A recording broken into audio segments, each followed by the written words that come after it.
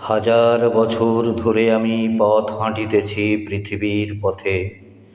সিংহল সমুদ্র থেকে নিশীথের অন্ধকারে, মালয় সাগরে অনেক ঘুরেছি আমি।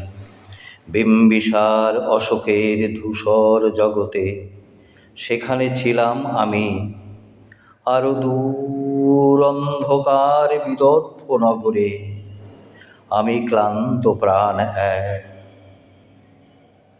চারিদিকে জীবনের সমুদ্র সফেন আমারে দুদণ্ড শান্তি দিয়েছিল নাটোরের বনলতা সেন।